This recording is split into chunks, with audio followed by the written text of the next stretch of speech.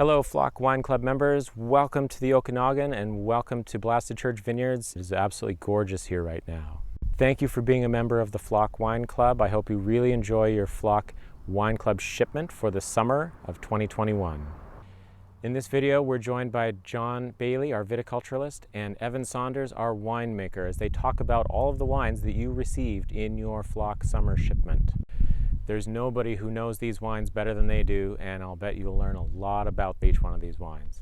Enjoy. I hope you have a great time watching this video. I hope you enjoy your wines as well. Have a great summer, and thank you for being a member of the Flock.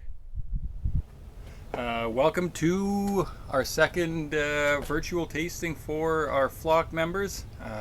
Hello. My name's Evan Saunders. I'm the winemaker here at Blasted Church Vineyards. And I'm Bayley, the vineyard manager here with Evan and the team. So, we'll start out with our 2020 Unorthodox Chardonnay.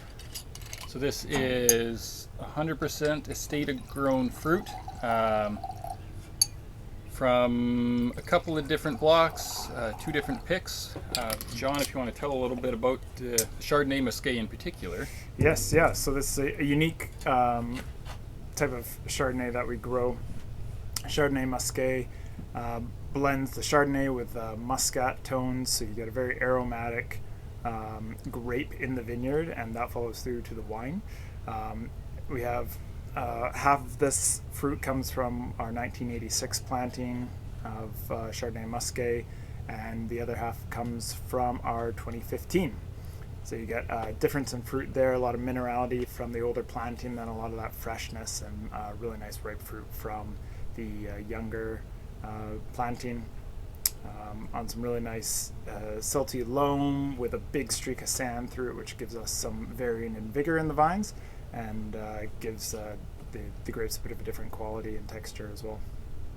This one, on the nose, we really lean into the Muscat aspect of it. So we do a little bit of skin contact in the winery before draining and pressing the juice off, just to kind of get as much of that Muscat character as we can. It really comes through in that kind of spicy, tropical, lychee kind of profile on the nose. Yeah. But you still have that really beautiful fresh acid. Mm-hmm. Doesn't nice and light. It's really great body. Yeah, balanced wine. Super balanced. 2020, a really good year. So it's kind of bright aromatics, great volume, body, texture, but at a lower alcohol. So this one's sitting at about 12.9%, which is perfect. Yeah, kind of ideal warm weather wines. It's refreshing, but food friendly as well, with that. It has a lot of citrus notes and the tropical notes on the palate as well. Yeah. Some body, you can throw it with some kind of fattier fishes as well, but it has that acidity that you'd have a nice little kind of vinaigrette salad. I mean, it's pretty versatile, yeah. Versatile. Yeah. Great wine. Yeah, it's easy to love. Yeah. So, our wine number 2 is our 2019 Viognier. So it blends predominantly estate fruit from up here on the Skaha bench, along with a little bit of fruit from Osoyoos. You kind of get those 2 different profiles from the 2 different vineyards. This one we did incorporate about 30% barrel fermentation as well, just to kind of bring that richness and that volume without kind of becoming overpowering with like oak notes or anything. It's more just about adding texture and richness while letting that fruit shine. Yeah, the 2019 was a really difficult year. We had a lot of rain from September through the middle of October, so we had to balance out any potential rot or wasp pressure that we had, and block 13, which is our Viognier, had a lot of it, so we did a huge amount of sorting to retain that fruit quality, and then you get this really kind of fresh feel with the wine. Although I really like the body that comes through in it as well. I remember we just had this the other day too. Mm-hmm. So really nice kind of expression of the vintage, but using our techniques in the vineyard to get the best fruit, and then Evan's follow through in the winery. It does. It's a good description actually. That shows 2019, which is always what we're always working towards is capturing the vintage. but also kind of that true Viognier, Okanagan Viognier, kind of speaking to our site here. So on the nose it is that stone fruit, apricot, peach as you would expect. And then on the palate is that kind of the attack is quite rich, that kind of broad mid palate with the time and barrel and Viognier in general, but it does have that freshness to kind of carry it through and balance it out quite nicely. Yeah. It's a really nice balance between what you think might be a heavy wine Viognier and the freshness of 2019. So yeah, surprisingly nimble. Yeah. For what like that comes in quite fairly ripe on the nose. Yep.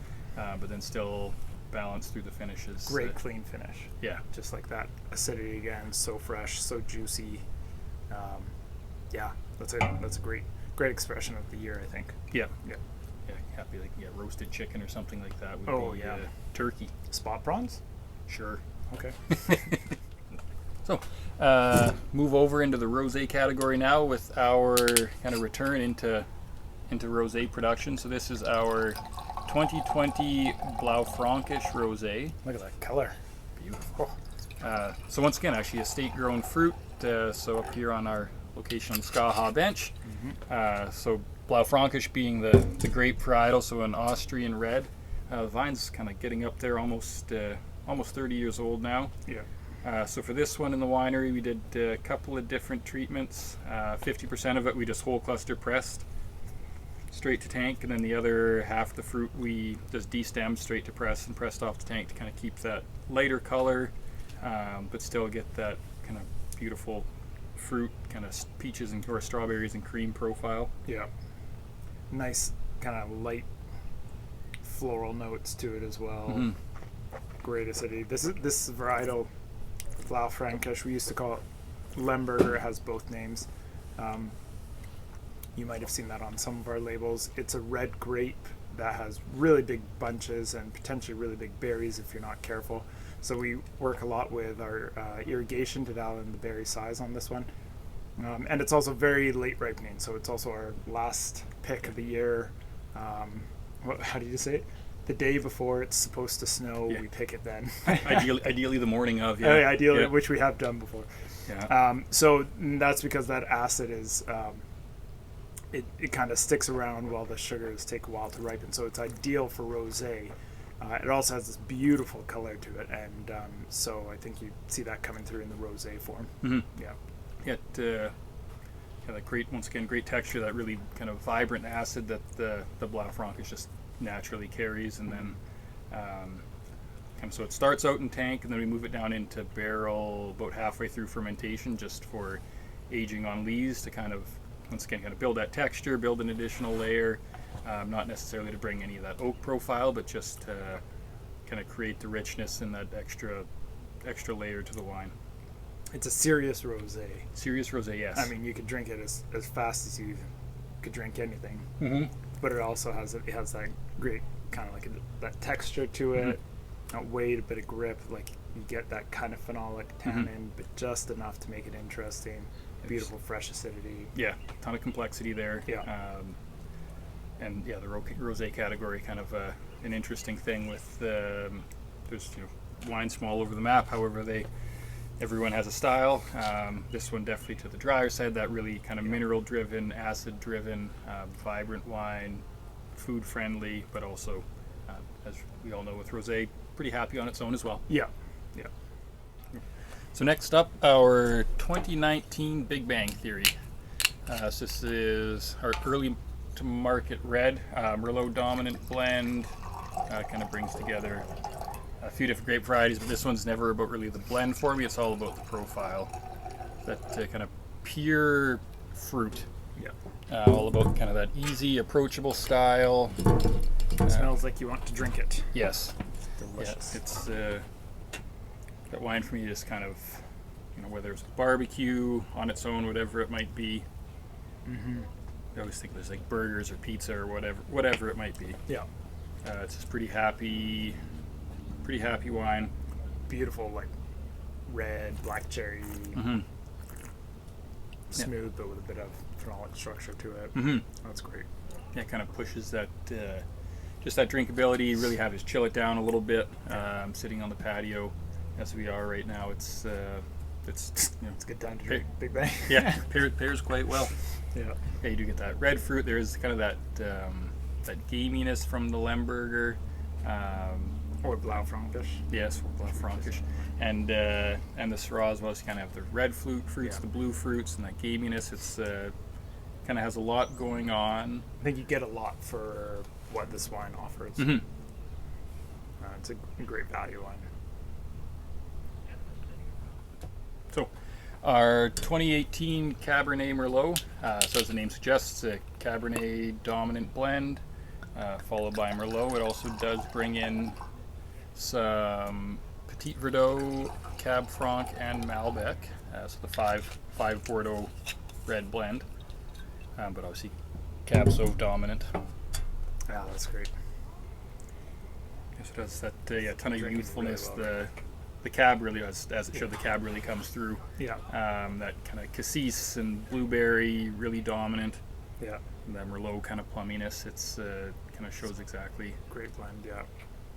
Yeah. That kind of earthy profile of the cab as well, and then you get even with the Petit Verdot, just those dark floral notes in the background. That was beautiful. Yes, this wine brings together fruit from our estate as well as fruit from growers down through Oliver and Osoyoos, and just a little bit from the Similkameen. It all spends about 20 months in barrel. Winemaking wise, pretty simple. We don't try to do too much. Just kind of let the fruit speak for itself, and then bring together the blend. Yep. I think the Merlot that we use in this blend all comes from pretty weaker sites, so you get that really. It gives you that really rich mid-palate plum type of note that Evan was alluding to earlier, and then the cabs that we get, the stuff from down south gives you these kind of richer, darker fruit tones, and the stuff that we have gives you this kind of more earthy, dark cherry, pencil shaking tones. So it's a nice little blend of everything. A great tension right now. So it's just a baby yet. It has kind of a long life ahead of it still. That really there's like a vibrancy to it, kind of characteristic of the vintage as well. It was a fantastic vintage. 2018. Yeah. Showing great balance. That's it. Yeah, showing really well. Had good ripeness at kind of lower alcohols, which is always kind of the ideal. So it's a great wine for today, but also great wine for a few years from now. Yeah, absolutely. Yeah. So our 2018 Renaissance Series Cab Sauv. So this blends some fruit from growers in Oliver and Soyuz. Kind of each bring their own kind of attributes to the wine, kind of working off that to ideally bring a true expression of Cab Sauv, which is a fickle one in our climate, but I feel like we work with some sites that kind of year in year out really do allow us to kind of put out a couple beautiful expressions of Cab Sauv. Yeah. It really reminds me of a lot of those cabs that you get from down in California. It was such a good year. It has a lot of that variation in aromatics, and I know it does in the palate as well. I mean, it's got such great structure and such rich fruit, but we're also able to retain that nice freshness to it as well, so it's not a kind of wet noodle of a wine, which sometimes you get from down in California. Yeah, it's great up here. We do retain that natural acidity, which is nice to kind of balance it out and carry it through. Nice ripe tannin. Obviously, there's quite a lot of it there, as you would expect. But yeah, it does have kind of the classic hallmarks, the cassis and the blueberry, raspberry, all that sort of thing. And then on the palate, you get kind of the savory note. There's that kind of leather component. It's sort of hitting its stride, like a pretty good spot already, actually, for a 2018. Yeah, which is nice to see. Yeah, really fresh, but serious at the same time. It's a very nice balance between those two aspects. You end up with a really nice wine. Of course, you could keep this for a few years, but I think it's also that mix of kind of sandy soils on some of the sites we get the fruit from, than the siltier, really heavier soils on some. Mm-hmm. And you get this really nice mix between that texture and the roundness and the plumpness of the fruit. Yeah, it's nice. Yeah, 2018 kind of that a year of like elegance. You had so much. You do get that ripe fruit character. You do get that volume. You get the structure, but kind of through the end, you get like it's like there's like almost an austerity to kind of counteract everything else, and just really kind of keep it lively on your palate without being overwhelming. Yeah. It really has that nice elegance, nice balance. Yep. Hey, you made a good one. Every now and then. Every now. So thank you to our flock members. I always enjoy kind of getting together with you this way. Virtually. It will be nice one day when it's not like this. Yep. Welcome you to come out to the winery. Yeah, it's beautiful. Join us here. But until then, we hope you enjoy the collection of wines and the tasting notes to go along with it. We know we have fun doing it. That's it. And email us with any questions as well. Happy to answer. Thank you. Cheers. Cheers.